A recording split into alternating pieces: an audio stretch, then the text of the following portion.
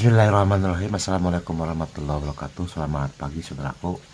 Pada kesempatan kali ini kita akan membahas masih tentang satu penyihir dengan judulnya Mata-Mata Satrio Penyihir. Selamat menonton.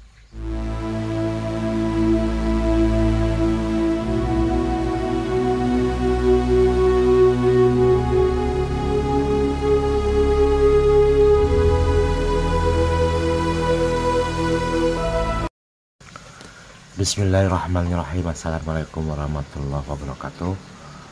Mudah-mudahan pagi ini saudaraku semuanya sehat walafiat dan dapat melaksanakan aktivitas seperti biasa. Pada kesempatan kali ini kita akan membahas kembali tentang satu penyihir dengan judulnya Mata-Mata Satrio Penyihir. Apa itu mata-mata Satrio Penyihir? Karena sesungguhnya di dalam dunia biometafisika itu orang hanya mengenal dua saja, yaitu bahasanya bahasa perasaan, yang kedua bahasa batin. Kalau bahasa perasaan, bahasa batin itu jauh berbeda, apalagi Anda mata nyata. Seorang satrio penyihir itu mempunyai kelebihan tiga. Dia mempunyai perasaan yang sangat kuat, yang sama dengan mata batin, yang sama dengan mata nyata.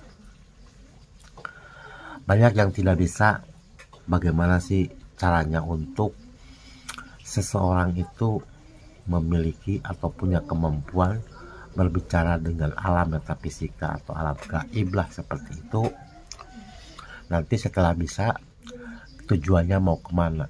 Karena sangat berfungsi sekali buat hidup dan kehidupan, buat diri sendiri, buat keluarga, dan buat menolong orang lain. Itulah yang disebut dengan mata batin, mata nyata. Sedangkan yang disebut perasaan itu tidak pernah atau sulit membuktikan sebuah kebenaran. Biasanya itu merupakan sebuah perasaan dari seorang manusia.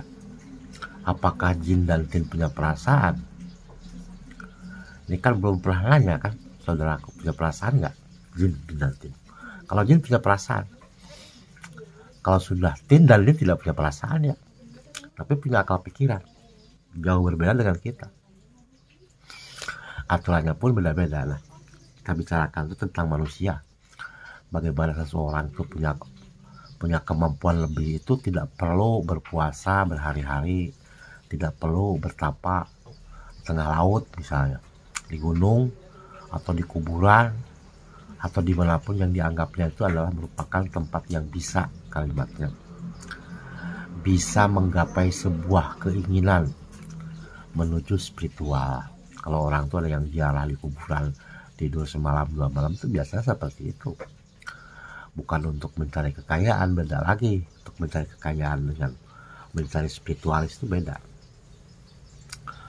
Ketika kita belajar pertama kalinya untuk bisa berbicara bahasa batin, sesungguhnya Allah menciptakan manusia itu sangat sempurna, dimana dalam tubuh kita itu punya membran, punya magnet, punya alat untuk menangkap seperti satelit. Kita juga punya alat untuk mengirim seperti handphone. Itulah manusia. Sangat sempurna sesungguhnya. Yang tidak sempurna kan kita tidak banyak berterima kasih kepada alam. Tidak banyak berterima kasih kepada Sang Pencipta. Untuk belajar menjadi kita lebih spesifik tentang bagaimana sesungguhnya seseorang itu kok kayak paranormal, kayak dukun, kok kayaknya seperti apa, punya kelebihan, apakah itu bisa dipelajari dengan mudah? Oh, sangat mudah sesungguhnya, tidak perlu berliku-liku. Kalau kita punya guru gitu kan, gurunya seorang spiritualis atau seorang dukun misalnya, banyak syarat, banyak cara, beda-beda. Ingin ilmu ini harus begini, ingin ilmu ini harus begini. Akhirnya apa? Banyak yang tidak lulus. Padahal sesungguhnya sangat mudah. Apapun yang disebut dengan berbicara dengan alam gaib itu sangat mudah, karena Allah sudah menciptakan apa yang kita inginkan itu ada dalam tubuh kita. Sebagai penerima sinyal, pengirim sinyal, itu ada dalam tubuh kita sesungguhnya. ada dalam tubuh kita sehingga dengan mudah. Nah, untuk saudaraku di balik, jadi ketika kita ingin menanyakan alam gaib yang ada dalam diri kita itu sangat mudah. Jadi kita berbicara itu tidak di mulut, akan tetapi dalam hati kita, seperti kita membaca tidak suaranya gitu, tapi merupakan sebuah pertanyaan kepada diri kita yang ada di dalam, apakah bisa atau tidak. Itu sesungguhnya sangat mudah, tinggal frekuensinya disamakan. Karena biasanya frekuensinya di alam metafisika sebangsa korin, jin dan tin itu tidak sama dengan manusia. Kalau dulu itu kan turunnya mungkin satu tangga lah kalau lagu gitu. Kalau sekarang itu harus turun lagi lebih bawah lagi. Ada kemarin kalau harus mencapai titik 0, kalau sekarang ada -1, -2, -3. Jadi sulit untuk berbicara bahasa batin, akan tetapi masih bisa untuk berbicara. Karena di waktu-waktu tertentu itu bisa sebuah frekuensi itu sama dengan keadaan dalam metafisika atau dalam gaib.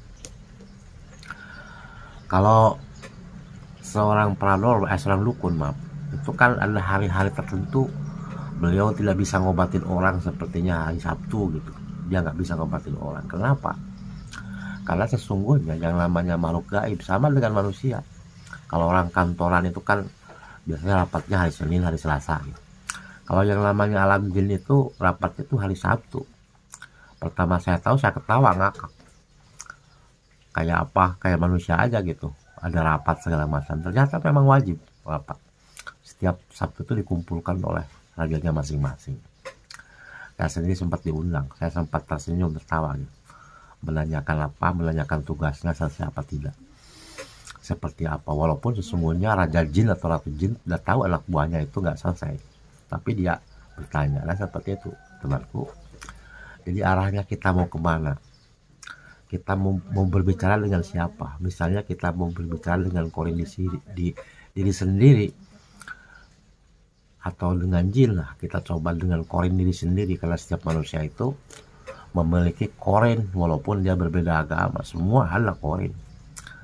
Ketika saya bisa melihat ke alam bawah sadar, itu semua manusia ada korinnya. Entah itu yang Islam, entah itu yang agama yang lain, animisme, adalah korinnya. Itu tidak mengambil dari sebuah kitab atau sebuah hadis agar supaya kita tidak saling bersinggungan lah. Dalil apapun tidak akan saya kemukakan secara berlebihan.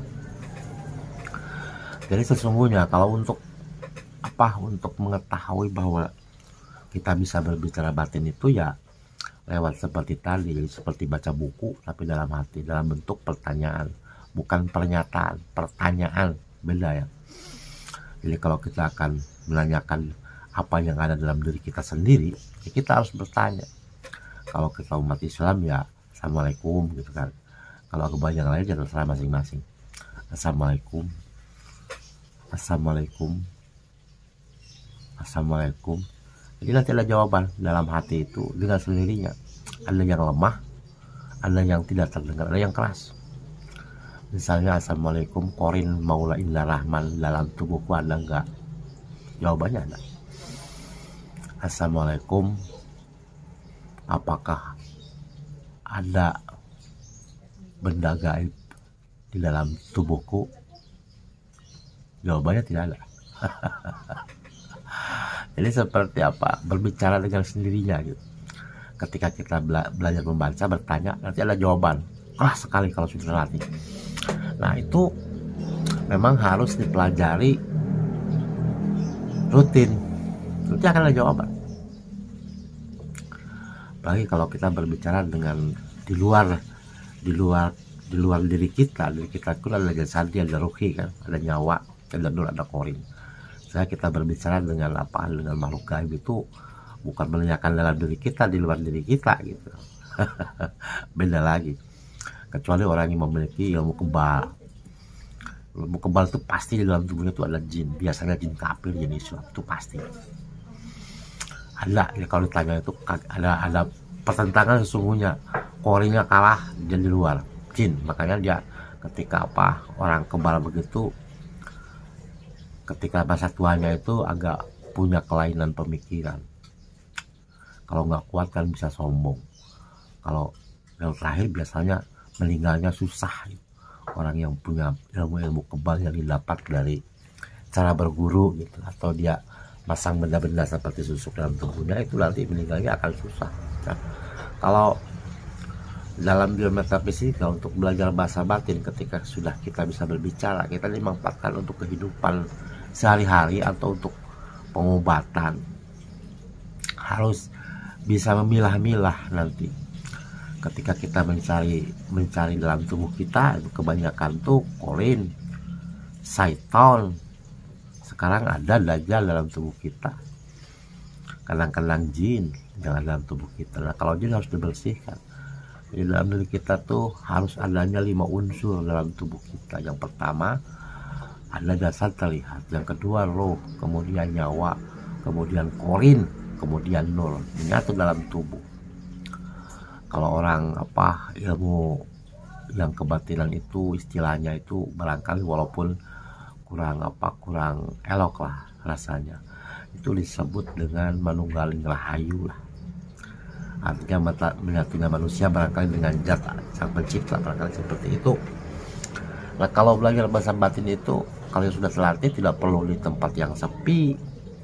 Justru kita lagi berjalan, lagi bawa mobil, kayak bawa motor, itu kita bisa berbicara bahasa batin dengan mudah. Beda dengan para dukun yang di kampung yang kemampuannya masih standar, itu harus pakai media, pakai menyan dulu, pakai sesaji, kadang-kadang minimal menyan. Dia manggil kodamnya bisa dipanggil. Kalau kita secara ilmiah bahwa semua manusia itu dapat berbicara dengan alam gaib, dan pembicaraan kita dapat dimanfaatkan untuk berbagai keperluan. Ini yang banyak tidak tahu. Sebagai contoh, kalau seseorang itu arahnya ke pengobatan, dia harus berbicara bahasa batin.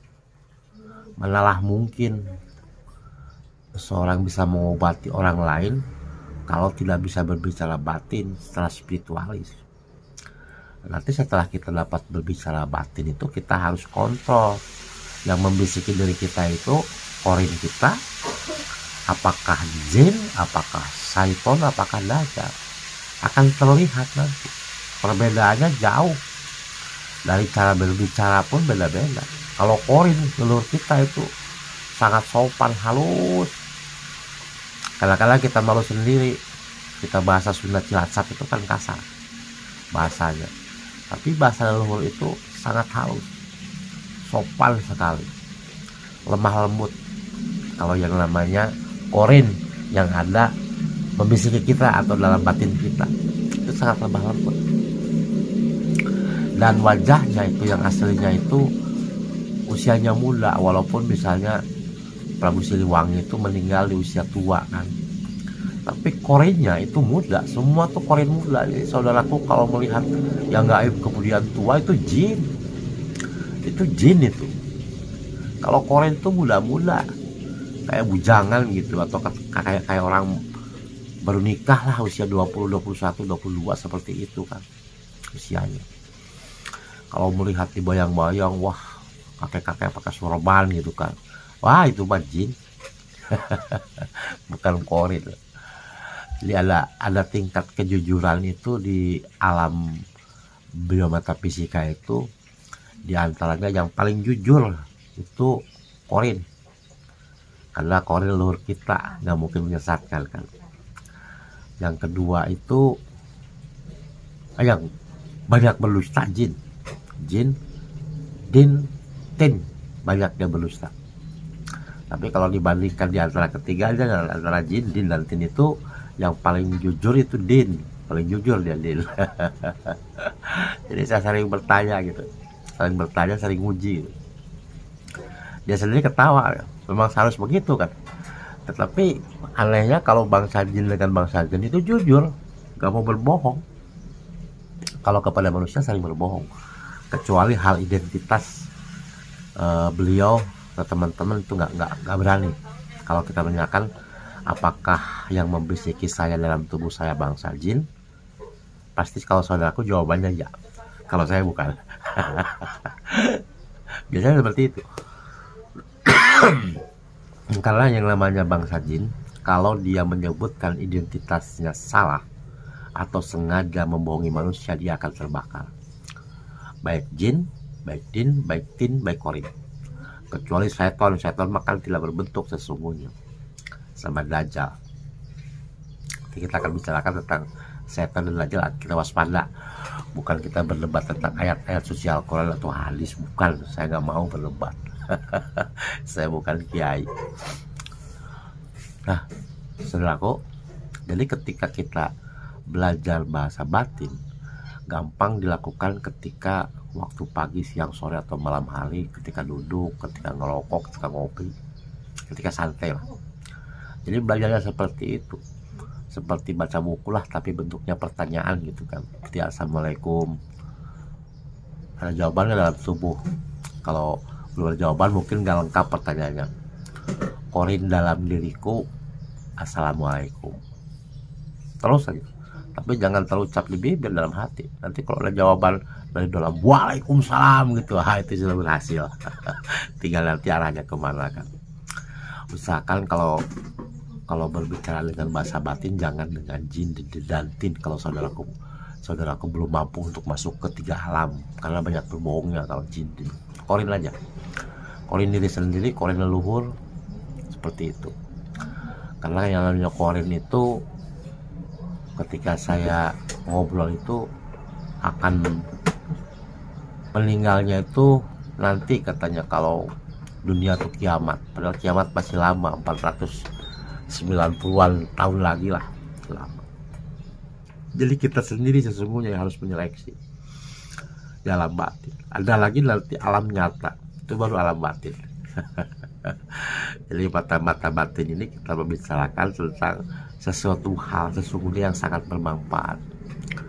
Sebagai contoh bahwa ketika kita mempunyai kemampuan olahraga seperti di sepak bola, sebuah tim yang kuat lah kalimatnya, tapi ketika mata-mata batinnya lemah, dia akan kalah. Walau bagaimanapun akan kalah. Makanya tak heran kalau tim Indonesia banyak kalahnya daripada menangnya. Sulit untuk berprestasi di tingkat internasional, sulit. Bukan tidak bisa, sulit. Kenapa? Karena mata-mata batinnya tidak dibuka. Harusnya dibuka mata-mata batinnya. Kenapa? Kayak kita semangat lah. Semangat atau ketika sesuatu hal itu terjadi di luar nalar, itu akan muncul kalau mata-mata batin itu dibuka. Kalau nggak dibuka sulit. Kayak kita aja tidak bisa lari misalnya, tapi tiba-tiba kita diuber sama anjing gitu yang memang galak anjingnya, tanpa disadari kita lari hibrit gitu, anjing aja kalah gitu. Nah itu sesuatu hal di luar nalar. Sesungguhnya kalau buat logika kita akan kalah sama anjing, tapi ketika dalam hal ketakutan, ketika itu sesuatu hal masuk ke dalam tubuh kita, kita super power, bisa lari, bisa mengalahkan anjing. Bisa bayangkan, ada lagi teman saya diuber anjing itu bisa naik ke tembok, padahal naik aja nggak bisa, naik jambu aja takut. Tapi ketika diuber anjing itu naik ke tembok bisa, dia juga heran. Naik ke tembok bisa loncat gitu ke pagar, ke tembok bingung. Naik jambu aja nggak berani, naik tembok yang sulit lah untuk kita masuk akal, nggak ada pegangan gitu dia bisa naik.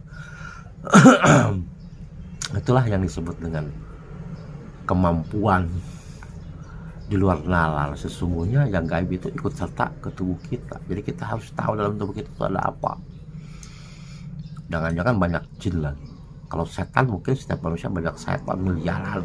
Karena banyak setan itu, kalau menurut pendapat saya ya, itu tidak berbentuk. Dia masuk ke otak kita untuk berbuat kejahatan. Dia seperti virus, seperti gelombang elektromagnetik lah, seperti chip gitu. Itu seperti itu yang merusak manusia dari sisi kehidupan. Nah, mata-mata batin setelah kita bisa berbicara dengan sangat mudah, kita minta petunjuk apapun kepadanya, pengobatan misalnya, kemudian petunjuk untuk pergi ke Jakarta, usaha misalnya, mau usaha dagang bakso di Jakarta di Bandung gitu. Itu kan sebuah pilihan yang sulit, karena bisa kita bertanya dengan mata batin, tapi tetap sebagai manusia yang beriman kan kembalilah kalian masing-masing, karena itu kan umum. Kalau orang Islam kan ya istiharoh lah, setelah bertanya kepada mata batin, kepada korin diri kita sendiri, korin luhur, kepada sahabat kita, jin, keluarga kita, din dan tin, barulah kita istiharoh. Jangan ditinggalkan. Kalau apa di agama yang lain pun jangan ditinggalkan. Yang wajib jangan ditinggalkan. Jangan kemudian minta petunjuk kepada alam jin, kemudian tidak minta petunjuk kepada Tuhannya masing-masing. Jangan. Harus disamakan. Harus disamakan dan masuk akal, masuk logika gitu. Ya minimal kalau korin kita sama dengan jin, dengan din, dengan tin, apalagi ketika istiharoh, ya sudah, pasti itu yang terjadi. Nah itulah saudaraku, jadi mata-mata sastra penit ini memiliki 3 kemampuan, yaitu perasaan, yang kedua bisikan gaib, dan yang ketiga adalah mata nyata. Mata nyata itu diperlihatkan. Kalau bahasa sekarang kan nggak boleh diperlihatkan, kalau terlihat oleh mata kan terlihat. Masa lalu diperlihatkan seperti sebuah layar. Masa lalu yang lahir kejadian apapun diperlihatkan oleh satu api dingin. Dan masa yang akan datang, bukan meramal. Beda kalau meramal. Kalau meramal itu dari bisikan batin biasanya. Bisikan gaib ya, bisik-bisik tetangga. Kadang-kadang benar tapi banyak salahnya. Seperti itu saudaraku. Terima kasih yang sudah subscribe dan menyebarluaskan YouTube dengan channel Maulana Rahman. Salam untuk semuanya. Wassalamualaikum warahmatullahi wabarakatuh.